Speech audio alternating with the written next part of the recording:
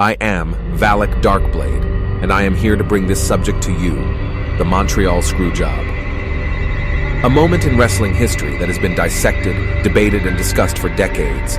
Fans and insiders alike have spent years speculating about what truly happened that fateful night at Survivor Series 1997. But here's a chilling theory that few have dared to consider. What if Bret Hart himself was the mastermind behind the whole thing? That's right. What if the man who was wrong, the man who claimed to have been betrayed, was in on it from the start? Brace yourselves, because what I'm about to reveal will turn everything you thought you knew about the Screwjob upside down. At first glance, it seemed clear as day. Vince McMahon, Shawn Michaels, and the WWE had conspired behind Bret's back to screw him out of the title. Bret was painted as the victim, the loyal champion who was betrayed by the very company he helped build. But what if that image was a carefully crafted smokescreen? A diversion to keep everyone from seeing the true mastermind pulling the strings from the shadows? What if Bret Hart knew exactly what was going to happen, and he orchestrated it all? Let's go back to the beginning, to when Bret's contract with WWE was about to expire. Bret was a hero in the eyes of the fans. But in the backstage world, his value was diminishing. He was no longer the golden boy. His real-life contract dispute with Vince McMahon had put him in a precarious position. Bret had already made the decision to leave for WCW, and there was no way the company would allow him to walk out with the title. But what if Bret knew this was coming all along? What if he'd made a secret pact with Vince McMahon to create the perfect opportunity to elevate his own legacy, to turn the betrayal into a storyline that would go down in history? The first piece of the puzzle is Bret's attitude leading up to Survivor Series 1997. He had made it clear in interviews that he wasn't going to drop the title to Shawn Michaels no matter what. He refused to lose to Shawn, even in his own home country. This stubbornness wasn't just an act of defiance. It was the perfect setup for what was to come. Bret was playing the victim, creating a narrative that would make him the martyr in the eyes of the fans. But was this really about ego? Or was it about orchestrating the greatest wrestling conspiracy ever seen? Shawn Michaels, the supposed villain, was more than happy to play his part. He was already known for his unpredictable and egotistical behavior. So when Vince McMahon approached him with the idea of screwing Bret, he jumped at the chance. Little did Shawn know, he wasn't the one being manipulated.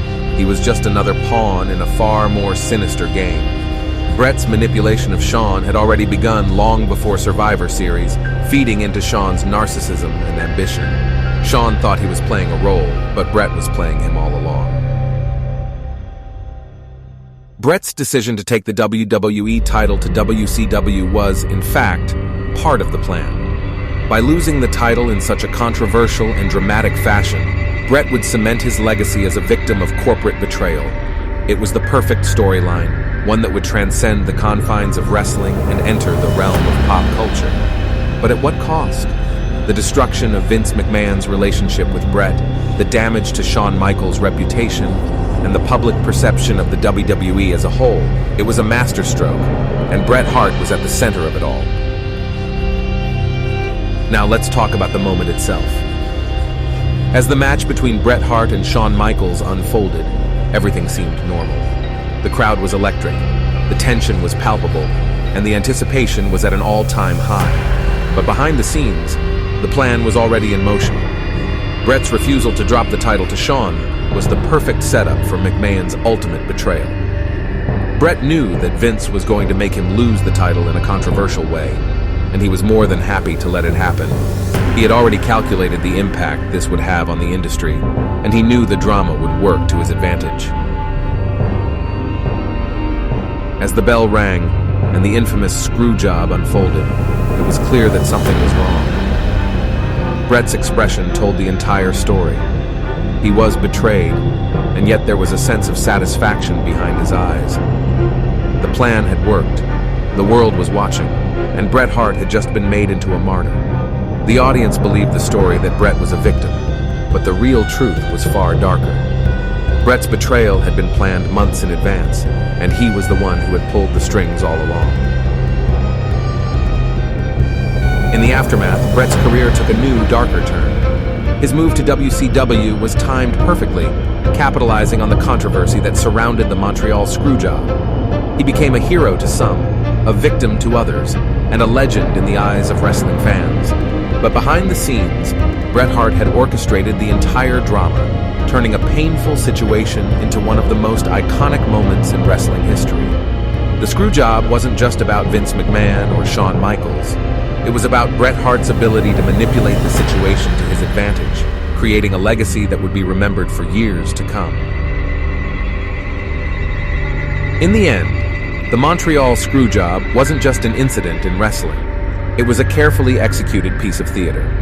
A conspiracy that involved Bret Hart, Vince McMahon, and Shawn Michaels, with Bret Hart as the mastermind. What the world saw as a betrayal was actually the culmination of Bret's genius plan to craft a storyline that would transcend wrestling and become part of pop culture. The Montreal Screwjob wasn't just a screwjob, it was Bret Hart's masterpiece.